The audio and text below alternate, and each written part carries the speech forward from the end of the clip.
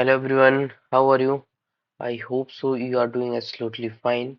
In today's video, we are starting with question number 10 of management of working capital.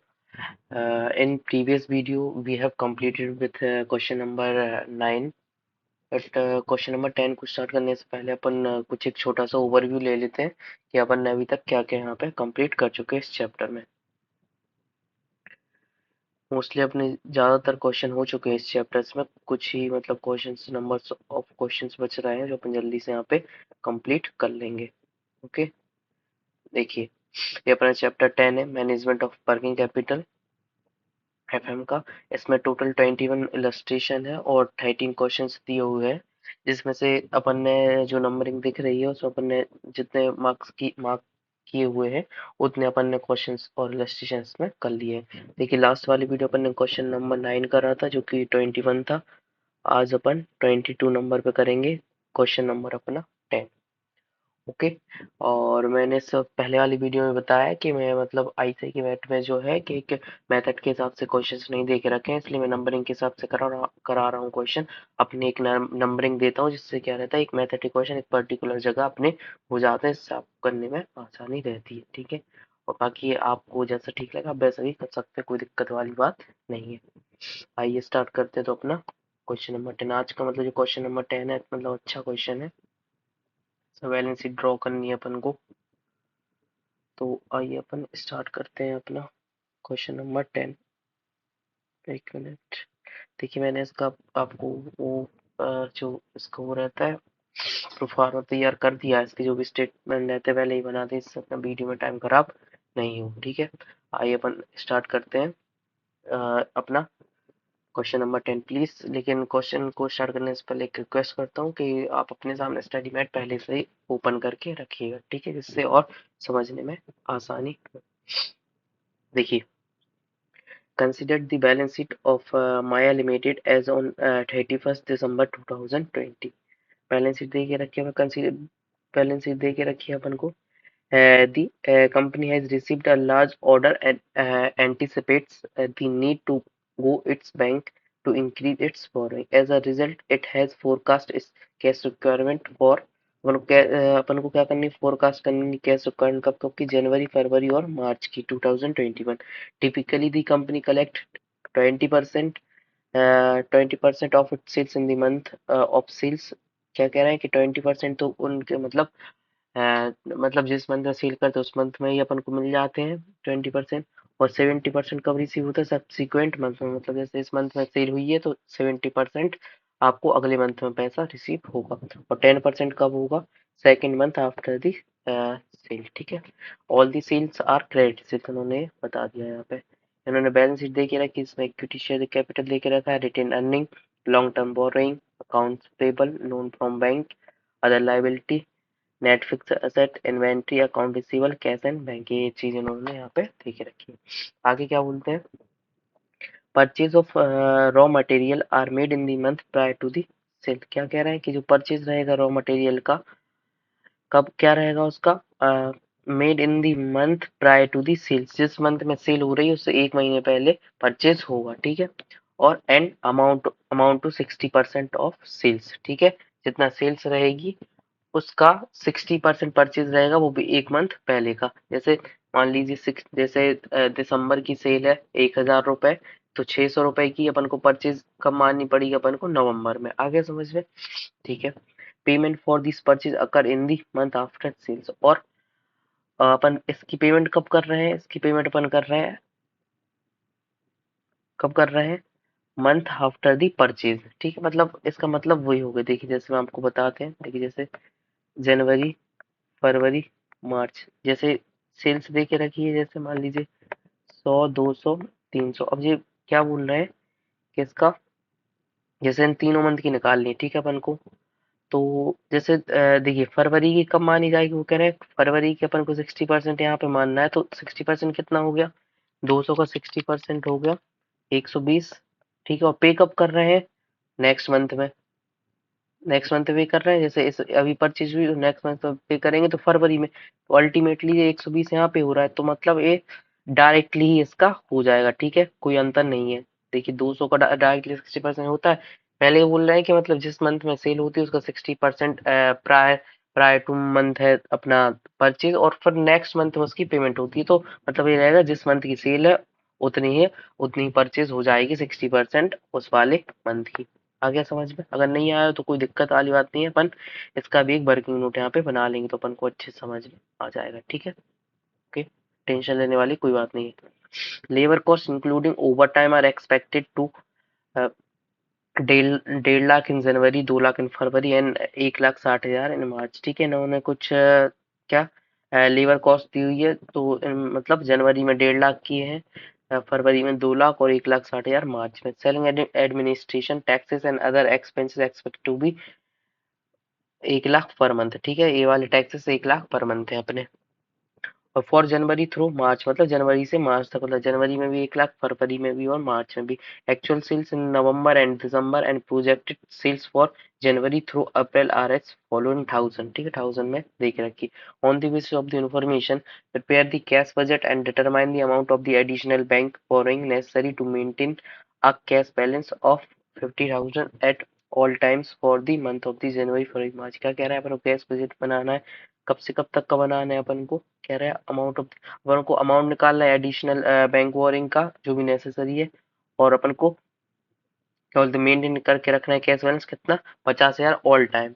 ठीक है, cash budget बनाना है अपन को कब का? जनवरी का, फरवरी का, मार्च का। और प्रिपेयर दी प्रो फॉर्मा of the balance sheet for 31 मार्च। ठीक है, आगे आपको मतलब क्वेश्चन ऊपर ऊपर से तो मतलब अपन ने पढ़ लिया है मतलब, और बाकी अपन जब तक सॉल्यूशन करते जाएंगे तो अपन को मतलब पूरा यहाँ पे समझ में आ जाएगा। ठीक है, ओके, तो आइए अपन यहाँ पे अपना स्टार्ट करते हैं।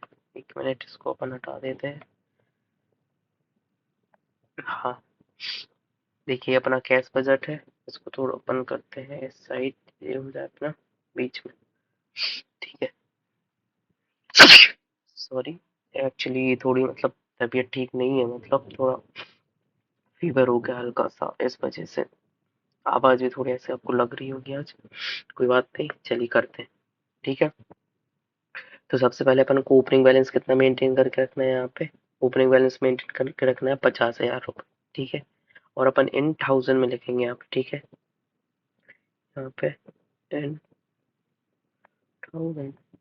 ठीक है, इसलिए अगर अपन, ठीक है, इन 1000 में ही लिख के चलते हैं, कोई दिक्कत वाली बात यहाँ पे नहीं है। तो देखिए सबसे पहले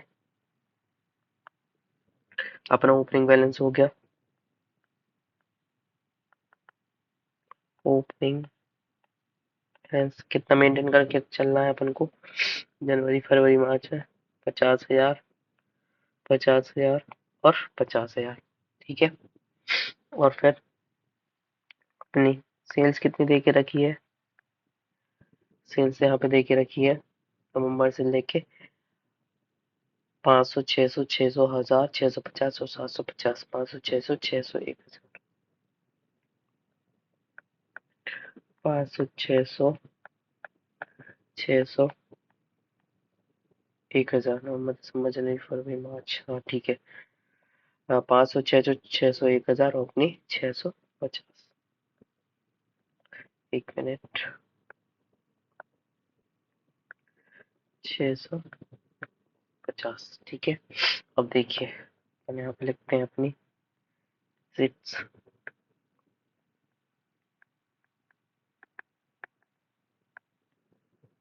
तो सबसे पहले क्या आ जाएगा?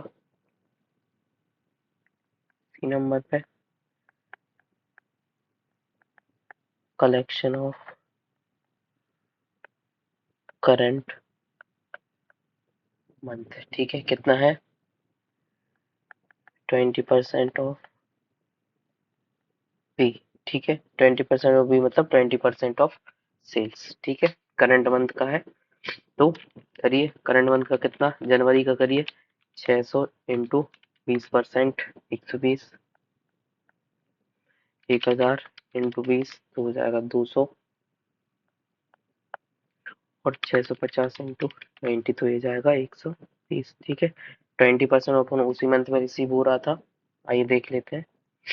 देखिए 20% अपन को सेम मंथ में रिसीव हो रहा था। 70% अब सब्सिक्वेंट मंथ में और 10% सेकेंड मंथ में। ठीक है, तो यहाँ पे हाँ नंबर पर डालेंगे कलेक्शन ऑफ प्रीवियस मंथ। ठीक है, कितना 70% ऑफ सब्सिक्वेंट मंथ। ठीक है, तो कितना हो जाएगा, जनवरी में कितना होगा, तो सब्सिक्वेंट मंथ का है मतलब दिसंबर में अपन को जनवरी का मिलेगा, तो 600 इंटू 70% तो हो जाएगा ये 420। और यहाँ पे भी 600 का कितना हो जाएगा 420, और फिर 1000 का फरवरी में, 1000 का मार्च में मिलेगा, 1000 इंटू 70% तो हो जाएगा 700। मैं सोच रहा हूँ कि जगह कुछ कम नहीं पड़ जाए, इसलिए क्या करते हैं अपन, इसको थोड़ा अपन एडजस्ट करते हैं। एक मिनट रुकना आप,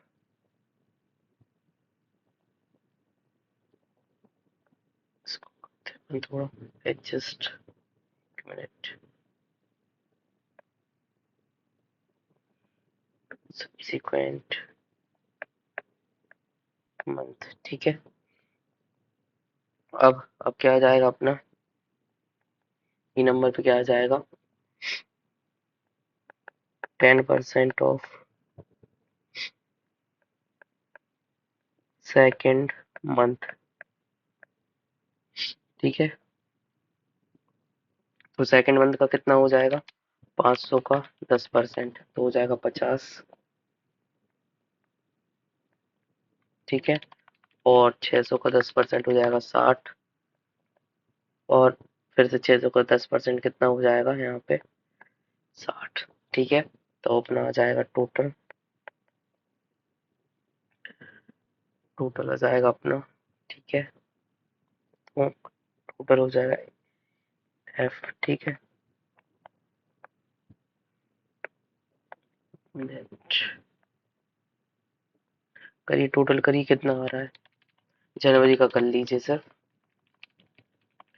120 प्लस 420 प्लस 50। ठीक है, कितना आ रहा है 590, इसका आ रहा है 590, इसका करिए 200 प्लस 420 प्लस 60 तो आ रहा है इसका 680, इसका करिए 130 प्लस 700, 130, एक मिनट, 130 प्लस 700 प्लस 60 तो आ रहा है 890।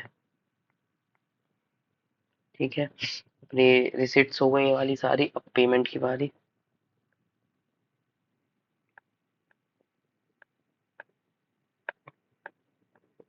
पेमेंट, ठीक है, तो पेमेंट में सबसे पहले क्या आ जाएगा, एक काम करते हैं, सबसे पहले अपन परचेज कर ही करते हैं, ई एफ यहाँ पे जी, तो परचेज। ठीक है, देखिए परचेज के लिए क्या बोल के रखा था उन्होंने, परचेज के लिए बोल के रखा था यहाँ पे, purchase of raw material are made in the month prior to the sales. ठीक है, और पेमेंट कब होती है कि मतलब पेमेंट होती होती है 1 महीने के बाद, जब अपन परचेज कर लेते हैं तो उसके 1 महीने के बाद यहाँ पे अपन वर्किंग नोट के लिए बना देते, कोई दिक्कत नहीं है। Working note number 1, calculation of purchase. ठीक है, ये हो गया अपना, तो हो गया अपना क्या पर्टिकुलर, और यहाँ से कौन सा मंथ हो जाएगा अपना, नवंबर, दिसंबर, जनवरी, फरवरी, मार्च और अप्रैल। ठीक है, तो अपनी यहाँ पे क्या आ जाएगी टोटल सेल्स, टोटल सेल कितनी कितनी दे के रखी थी यहाँ पे, ये दे के रखी थी 500, 600, 600, 1000, 600, 600, 750। ठीक है, 500, 600, 600, 500, 600, 600, 1000, 650 और 750, ठीक है। अब यहाँ पे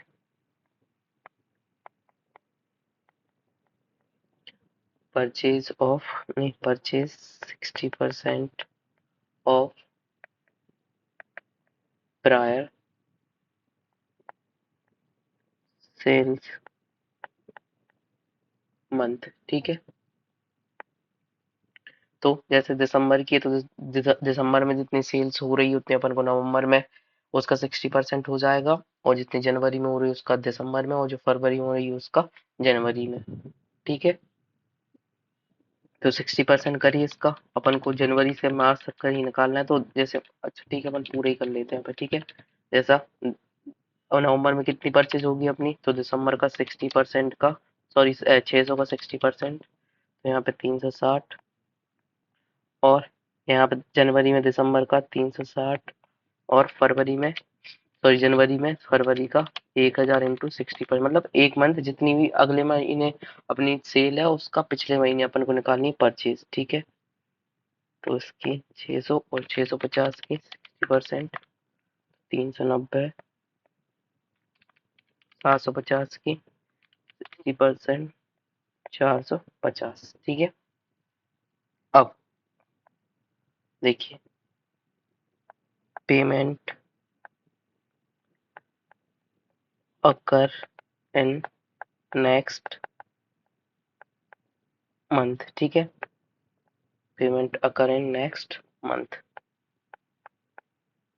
अब जितनी जितनी पर्ची हुई अगले मंथ में पे करनी है इसको, तो देखिए अपन तो उसके निकालने थे डायरेक्ट, 360 का अगले मंथ में पे होगी तो जनवरी में, और ये 600 फरवरी में, और 390 मार्च में। देखिए तो अल्टीमेटली क्या हो गया इसका, देखिए मैं आपको बता देता हूँ।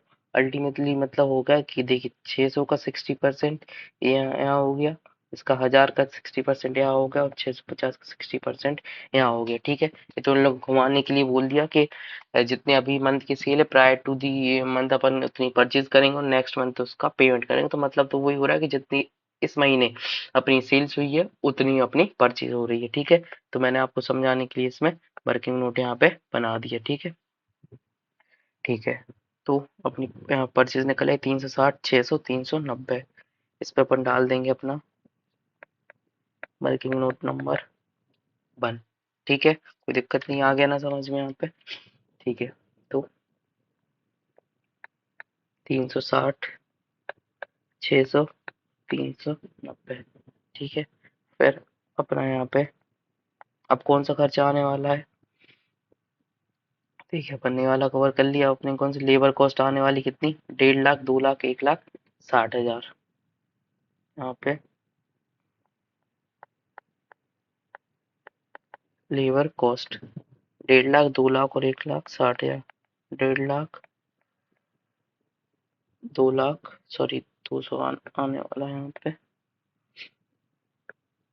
और कितनी थी अपनी 1,60,000, तो 160 क्योंकि 1000 में, ठीक है। अब कौन सा एक्सपेंसेस है यहाँ पे, अब ये वाला अपना सेलिंग एडमिनिस्ट्रेशन वाले, ये वाले एक्सपेंसेस कितने हैं, 1000 पर मंथ, तीनों मंथ में, जनवरी से मार्च तक। यहाँ पे सेलिंग एक्सपेंसेस, ठीक है, 1 लाख, 1 लाख और 1 लाख, ठीक है। और कोई सा देख लिए, और कोई सा यहाँ पे कोई भी खर्चा यहाँ पे अब नहीं बच रहा है, ठीक है। तो इसको अपन यहाँ पे टोटल कर देंगे, यहाँ पे अपन टोटल कर देंगे इसका, तो करिए टोटल कितना हो रहा है, तो इसको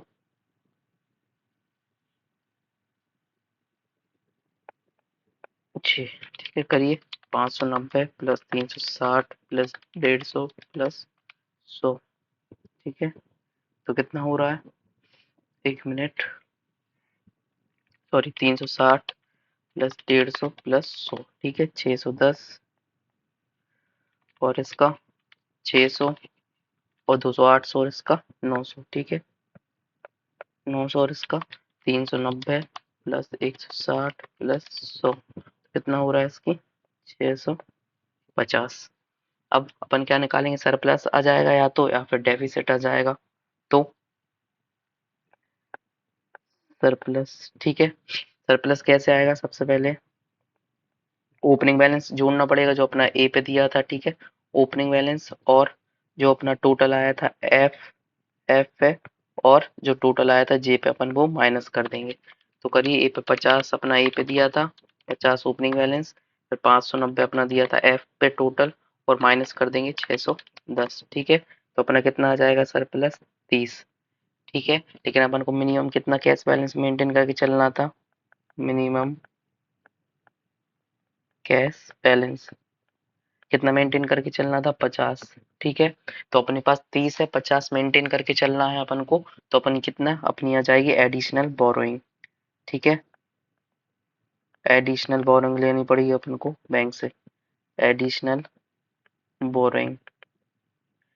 ठीक है, एक मिनट, इसको अपन थोड़ा एक काम करते हैं, थोड़ा ऊपर कर देते हैं, क्योंकि एक मिनट, इससे अपना एक कॉलम और आ जाएगा, कोई दिक्कत यहाँ पे नहीं होगी, हो जाए बस अच्छे से। ठीक है, एडिशनल बोरोइंग कितनी हो जाएगी? तो एडिशनल बोरोइंग में आ जाएगा अपना ये क्या, 30 में से 50 गए अपना, जैसे अपन को 50 मेंटेन करके चलना, तो 30 तो सरप्लस था ही अपन का, तो कितना और बोरिंग करनी पड़ेगी अपन को बैंक से? 20। ठीक है, आ गया ना समझ में? ऐसे ही इसमें करिए, 50 अपना ओपनिंग बैलेंस था, प्लस 680 अपना एफ में था टोटल, और फिर जे में अपना यहाँ पे 900 माइनस कर देंगे, तो कितना बच जाएगा यहाँ पे? 170 माइनस का। ठीक है, तो मतलब ये तो डेफिसिट हो गया अपना। ठीक है, यहाँ पे एक काम करेंगे अपन, इसमें अपन डेफिसिट भी यहाँ पे लिख देंगे, डेफिसिट। ठीक है, तो 170 डेफिसिट हो गया, और 50 तो अपन को पहले से ही यहाँ पे क्या करके चलना है? 50 अपन को पहले से यहाँ पे मिनिमम कैश बैलेंस अपन को मेंटेन करके चलना है, तो टोटल बोरिंग अपन को बैंक से कितनी करनी पड़ेगी? 220, मतलब 2,20,000 रुपए की अपन को यहाँ से बोरिंग करनी पड़ेगी। ठीक है, आ गई ना बात यहाँ पे इतनी समझ में? ठीक है, अब यहाँ पे करिए, इतना कितना आ रहा है? सरप्लस आ रहा है कि क्या आ रहा है? तो 50 प्लस 890 माइनस 650, तो कितनी आ रही है? 290। ठीक है, और 290 तो अपना सरप्लस था, और क्या बोलते, 50 रुपए तो अपन को मेंटेन करके चलना है इसमें से, तो अपन इसमें से क्या आ गया है अपना, यहाँ पे अपन कि अपना सरप्लस ही, मतलब 290 तो आया है, जिसमें से 50 अपन माइनस कर देंगे, अपन को मेंटेन करके चलना है, तो 240 रुपए बचे, उसको अपन क्या करेंगे? इसकी अपन लोन रीपेमेंट कर देंगे, लोन रीपेमेंट। ठीक है, कितने की लोन रीपेमेंट कर देंगे? 240 की। आगे बात समझ में? एक्स्ट्रा सरप्लस बच रहा था, तो अपन ने यहाँ पे 240 की क्या कर दी? लोन रीपेमेंट कर दी। ठीक है, तो यहाँ पे अपना कैश बजट पूरा हो गया। ठीक है, कैश बजट पूरा हो गया, अपन को क्या करना है? सब बैलेंस शीट और यहाँ पे बनानी है। ठीक है, तो आइए अपन बैलेंस शीट बना लेते हैं। तो सबसे पहले अपन वो अमाउंट लिख लेते हैं, तो जो जो चेंज होने वाले यहाँ पे नहीं है। ठीक है, जैसे क्या क्या चेंज होने वाला नहीं है, जैसे कि देखिए, इक्विटी शेयर कैपिटल में कोई भी चेंज नहीं आएगा। एक मिनट, इसको पहले इसको अपन पूरा हटा देते हैं, फिर करते हैं। देखिए, इक्विटी शेयर कैपिटल में अपना कोई भी चेंज नहीं आएगा। ठीक है, फिर उसके बाद अपना लॉन्ग टर्म बोरिंग, इसमें तो आएगा चेंज, और किसमें नहीं? अदर लायबिलिटी में कोई चेंज नहीं आने वाला है। फिर इसके बाद अपना कैश एंड बैंक बैलेंस इतना 50 ही मेंटेन करके रखना है। नेट फिक्स असेट इतना भी कोई चेंज होने वाला नहीं है। ठीक है, तो अपन चार चीजें लिख लेते हैं इसमें, क्योंकि कोई भी चेंज नहीं होने वाला है। ठीक है, तो अपन यहाँ पे लिख लेते हैं अपनी इक्विटी शेयर कैपिटल और अदर करंट लायबिलिटी। तो equity share capital, equity share capital, एक काम करते लिख लेते अपन, नाम तो सभी का लिख ले रहे हैं। ठीक है, इक्विटी शेयर कैपिटल है, फिर क्या क्या है? Retain and long term borrowing account payable, retain retain earning, long term borrowing,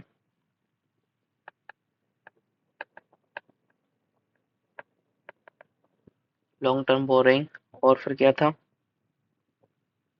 account payable, loan from bank और अदर लायबिलिटी।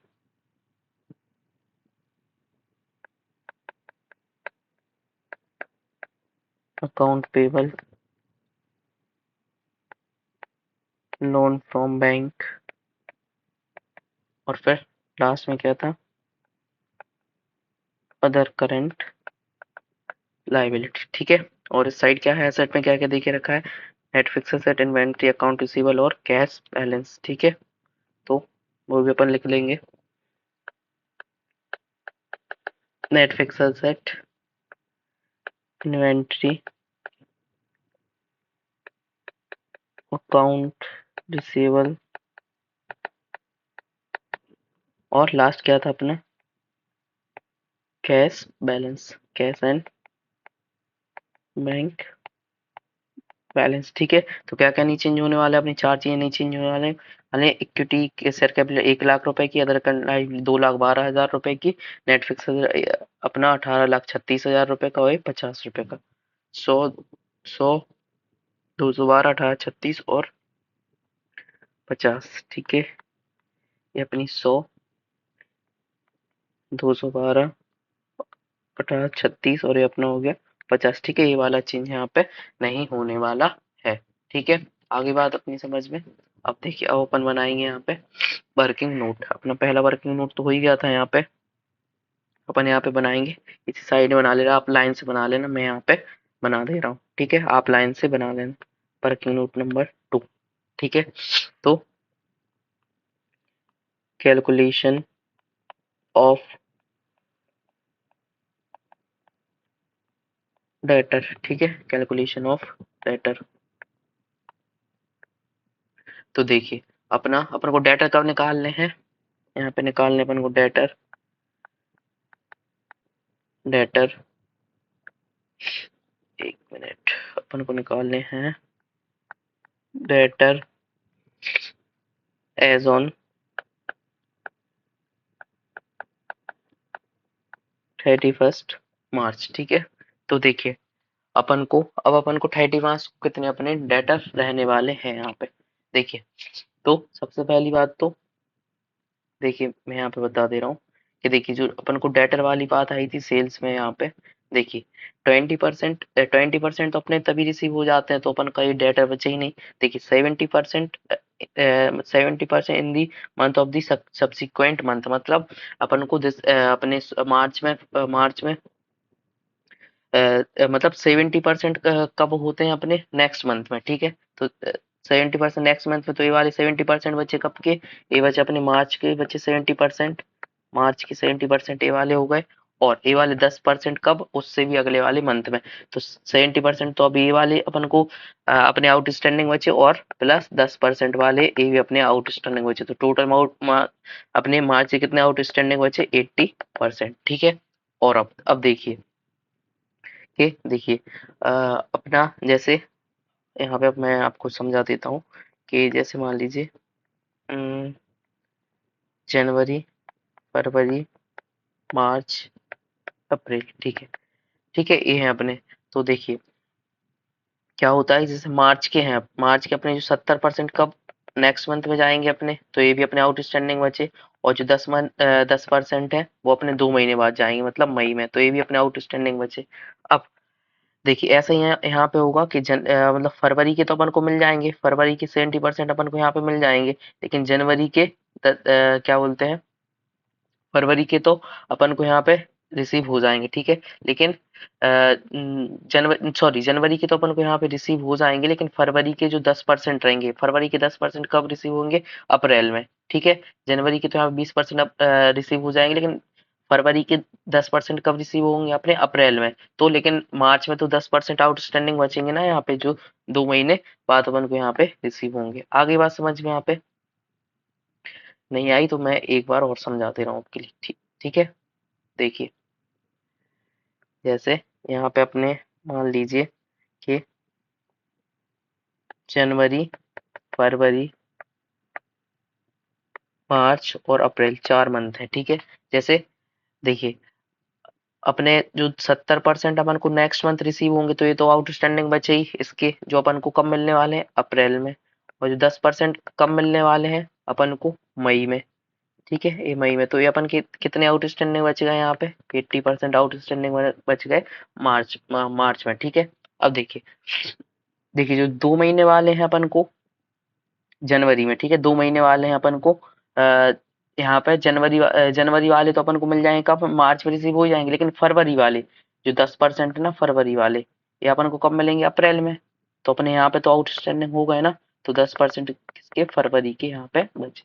आ गई बात समझ में? ठीक है, तो आइए यहाँ पे अपना कैसा आ जाएगा कि 80% ऑफ सेल्स ऑफ मार्च, ठीक है, और plus 10% of sales of February, ठीक है। तो फरवरी में अपनी कितनी सेल्स थी, फरवरी में अपनी सेल्स थी, निकाली कितनी हो गई, सॉरी फरवरी में नहीं, अपनी मार्च में कितनी सेल्स थी यहाँ पे 650, ये वाली यहाँ पे दी हुई है, ठीक है। और फरवरी में कितनी थी, फरवरी में थे अपनी 1 लाख, ठीक है। तो 650 का हो जाएगा 80% इंटू 80%, और 1 लाख का हो जाएगा कितना, 10%। तो कितना आ रहा, निकालिए, 650 इंटू 80%, 520, और इसका 10, तो कितना हो जाएगा, 620, ठीक है। मतलब 6,20,000 रुपए अपनी हो जाएगी यहाँ पे क्या, सेल्स, ठीक है। तो अपने यहाँ पे डेटर यहाँ पे निकल आए, ठीक है। डेटर कितने निकल आए अपने यहाँ पे, डेटर निकला है अपने 6,20,000 रुपए। तो ये अपन यहाँ पे 6,20,000 यहाँ पे पुट कर देते हैं, ठीक है। दूसरे केस में क्या निकालेंगे अपन, दूसरे केस में अपन निकालेंगे इन्वेंट्री, ठीक है। From working note number 3, calculation of inventory.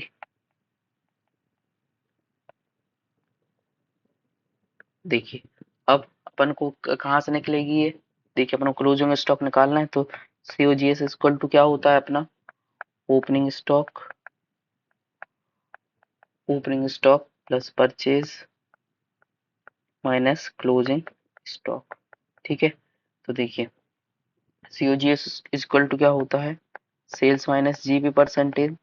Opening stock तो अपना दे के ही रखा है, यहाँ की बैलेंस शीट में दे के रखा है ना, 5,45,000 रुपए ओपनिंग बैलेंस शीट में अपना दे के रखा है, 5,45,000 रुपए। परचेज, परचेज देख लेना कितनी है परचेज अपनी इस बार की, देखिए परचेज ए है अपनी, ठीक है, इस बार की जनवरी से लेकर मार्च तक की 600 प्लस 390 प्लस 450, वो वाली नहीं लेंगे जो अपन रिसीव करेंगे, अपन वो लेंगे जो एक्चुअली यहाँ पे हुई है। तो कितनी आ रही है, 14,40,000 रुपए। तो 1440 यहाँ पे, एक मिनट यहाँ पे लिख दे रहे हैं अपन, एक काम करते हैं 1000 में लिख रहे हैं ना, तो एक काम कर देंगे इसको अपन सीधा 14,40,000 है, 1440 अपन लिख देंगे, और क्लोजिंग स्टॉक, ठीक है। अब देखिए सेल्स कितनी है अपनी, सेल्स देख ले रहे हैं अपनी, सेल्स कितनी हो रही है, ये है सेल्स अपनी, करिए काउंट कितनी हो रही है सेल्स, 600 प्लस 1,000 प्लस 650, तो हो रही है अपनी 2,250, मतलब 22,50,000 रुपए, 2250, ठीक है, 2250। अब जीपी परसेंटेज, जीपी अपना कितना है, देखिए इन लोगों ने यहाँ पे एक बात बोली थी कि, कहाँ गया अपना, हाँ देखिए 60% कितनी है, सेल एंड अमाउंट है, मतलब purchase of the raw material made in the month of the prior to the sales and amount to 60% of sales, ठीक है। मतलब सेल्स में से 60% अपनी क्या है, जैसे 100% सेल्स है तो इसमें से 60% कितनी अपनी परचेज है, तो 40% अपना क्या हो गया, जीपी, ठीक है। आगे आपको बात समझ में, 40% हो गया अपना यहाँ पे जीपी। तो जीपी परसेंटेज हो गया 40%, तो 5,45,000 प्लस 1440 माइनस क्लोजिंग स्टॉक, तो क्लोजिंग स्टॉक इस साइड आके हो जाएगा प्लस का, और 545 प्लस 1440, और इस साइड आके 2250 माइनस 40%, तो इस साइड, एक मिनट, 2250 माइनस 40%, तो इस साइड आके 1,350 हो जाएंगे माइनस के। तो क्लोजिंग स्टॉक कितना आ जाएगा अपना, 545 प्लस 1440 माइनस 1,350, तो ये जाएगा अपना 6,35,000 रुपए, ठीक है। तो यहाँ पे अपन 6,35,000 रुपए, या फिर इसको 1000 में तो अपन 635 यहाँ पे लिख देंगे। तो ये अपना वर्किंग नोट नंबर 2 हो गया, ये वर्किंग नोट नंबर 3 हो गया। क्या बचा अपना कि retaining long term borrowing account payable और लोन फ्रॉम बैंक। ठीक है, तो ये भी अपन कर लेंगे। अपन क्या कर लेंगे, अब वर्किंग नोट नंबर 3 बनाएंगे। वर्किंग नोट नंबर 3 जिसमें हम क्या करेंगे, एसर्टेनमेंट ऑफ प्रॉफिट, जिससे अपनी क्या आएगी, अपनी रिटेन अर्निंग। देखिए अपन को क्या बना लेंगे इसमें, अपन ट्रेडिंग एंड पीएनएल बनाएंगे। आई नो एक क्वेश्चन थोड़ा बड़ा है इसलिए अपन को लंबा जा रहा है, बाकी थोड़ा सा और टाइम लगेगा, बाकी अपन का हो जाएगा। ठीक है, जैसे अपन यही बना दे रहे हैं अपन, 1 मिनट।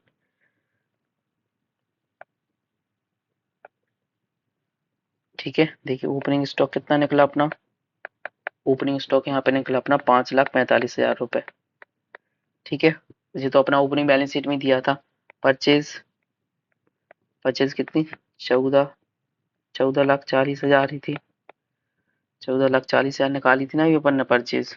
ठीक है, ये परचेज यहाँ से अपन ने 14,40 निकाली थी। और लेबर कॉस्ट 1,00,000 थी। ठीक है, सॉरी 1,00,000 नहीं, लेबर कॉस्ट अपनी 3 महीने की आएगी। ठीक है, लेबर कॉस्ट यहाँ पे थी ये 3 महीने की, तो कितनी हो गई, 1,50,000 प्लस 2,00,000 प्लस 1,00,000 60,000, तो अपनी हो गई 5,10,000 रुपए। यहाँ पे हो गई है 5,10,000 रुपए।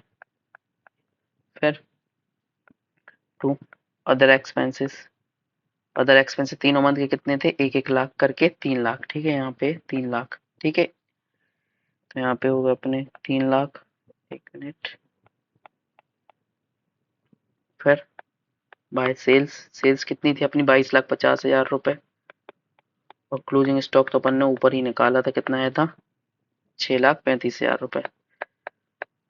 तो अब क्या आ जाएगा इससे अपना, सर जाएगा टू नेट प्रॉफिट। करिए कितना आ रहा, 22,50,000 रुपए प्लस 6,35,000 रुपए माइनस 5,45,000 रुपए माइनस 14,40,000 रुपए माइनस 5,10,000 रुपए माइनस 3,00,000 रुपए। ठीक है, तो कितना आ गया, 90,000, ये अपना आ गया प्रॉफिट। ठीक है, तो रिटेन अर्निंग कितनी होगी अपनी यहाँ पे, रिटेन अर्निंग कितनी हो गई, देखिए ओपनिंग बैलेंस शीट में कितनी दी थी रिटेन अर्निंग, 14,39,000 रुपए। ठीक है, 14,39,000 रुपए, और अपना नेट प्रॉफिट ऐड हो जाएगा 90,000 रुपए का, तो कितनी हो जाएगी, तो हो जाएगी 15,29,000 रुपए। ठीक है, तो यहाँ पे अपन रिटेन अर्निंग लिख देंगे, वर्किंग नोट नंबर 3, 1529। ठीक है, अब ये आएगी अब लॉन्ग टर्म बोरिंग। तो यहाँ पे अपन वर्किंग नोट नंबर बनाते हैं चौथा, कि लॉन्ग टर्म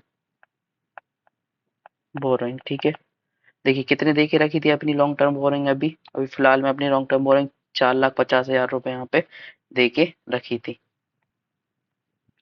तो ओपनिंग कितने दे के रखी थी अपनी, 4,50,000 रुपए।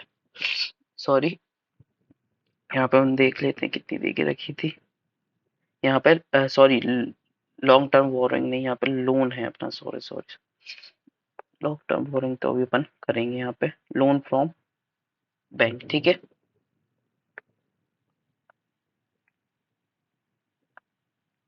1 मिनट, क्या हो रहा है अरे पेन के साथ, यहाँ पे लोन फ्रॉम बैंक। ठीक है, तो लोन फ्रॉम बैंक अपना कितना दे के रखा है अपनी, 4,00,000 रुपए दे के रखा है। ठीक है, अभी कितना, 4,00,000 रुपए दे के रखा है।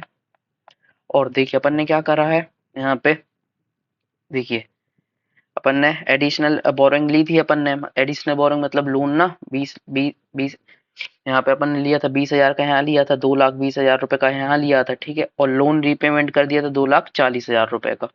ठीक है, तो यहाँ पे अपन ने 20,000 रुपए का अपन ने यहाँ पे लिया था, और फिर से लिया था कितने का, 2,20,000 रुपए का, और फिर रीपेमेंट कर दिया था 2,40,000 रुपए का। आ गई ना बात समझ में? तो करिए कितना आ रहा है, 4,00,000 प्लस 20,000 प्लस 2,20,000 मैंने 2,40,000, तो उतना ही आ गया अपना। ठीक है, अल्टीमेटली 4,00,000 रुपए।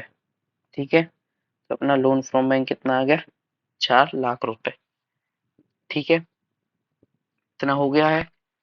फिर अब क्या करना है अपन को, क्या बचा है अपनी, लॉन्ग टर्म बोरोइंग बच रही है अपनी, और और क्या बच रहा है, अकाउंट पेबल।